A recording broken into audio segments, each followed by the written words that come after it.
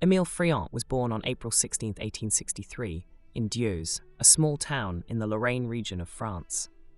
His early years were marked by the tumultuous Franco-Prussian War, 1870 to 1871, which saw the annexation of Lorraine by Germany. This significant event influenced Friant's identity and his later works. At a young age, Friant displayed a prodigious talent for drawing, which led his family to support his artistic pursuits. In 1878, Friant moved to Nancy, where he enrolled in the École de Beaux-Arts. Under the tutelage of Théodore Devilly, a student of Delacroix, Friant honed his technical skills and developed a keen eye for detail. His education at the École de Beaux-Arts provided a solid foundation in classical techniques, which he would later combine with his own distinct style. Friant's early works garnered attention for their meticulous realism and emotional depth. In 1882, at the age of 19, he exhibited at the Salon des Artistes Français for the first time, receiving positive reviews. His painting, Le Toussaint, All Saints' Day, earned him a third-class medal and established him as a promising young artist. Friant continued to refine his technique, focusing on everyday scenes and portraits that captured the subtleties of human emotion. His works from this period, such as Le Canotier de la Meurthe, The Boaters on the Meurthe, and L'Expiation, The Expiation, reflect his interest in depicting the lives and experiences of ordinary people with a profound sense of empathy and realism. In 1883, Friant moved to Paris, where he continued to exhibit at the Salon and expand his artistic horizons. The bustling art scene in Paris exposed him to various styles and movements, but he remained committed to his realist approach. His ability to capture the essence of his subjects with precision and sensitivity set him apart from many of his contemporaries. Friant's reputation grew steadily, and he received numerous commissions for portraits from prominent figures in French society. His portraiture was characterized by an acute attention to detail, capturing not just the physical likeness of his subjects, but also their inner character. Notable works from this period include Portrait de Mademoiselle V and Portrait de Madame R.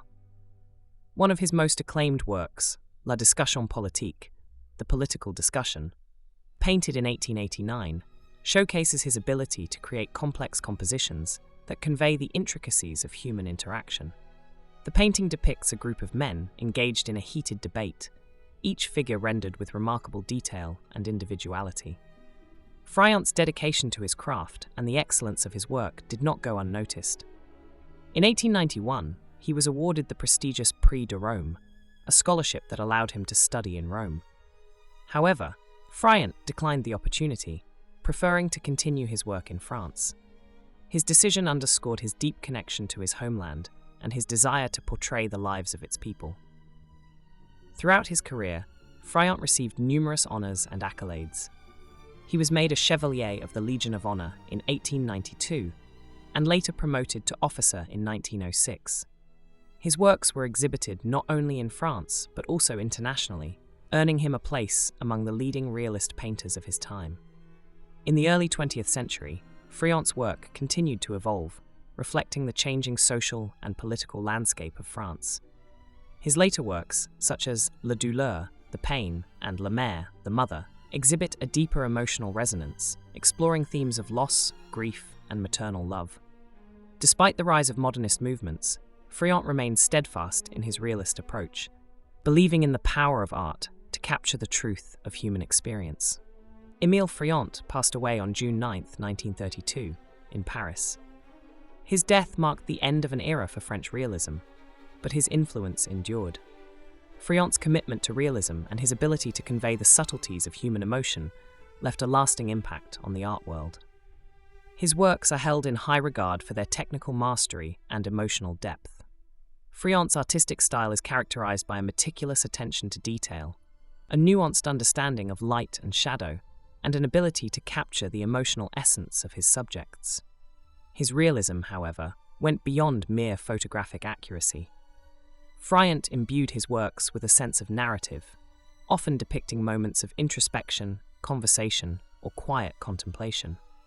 His influence can be seen in the works of later realist and naturalist painters, who admired his technical proficiency and his dedication to portraying everyday life. Friant's ability to find beauty in the ordinary and to depict the human condition with empathy and precision continues to inspire artists today.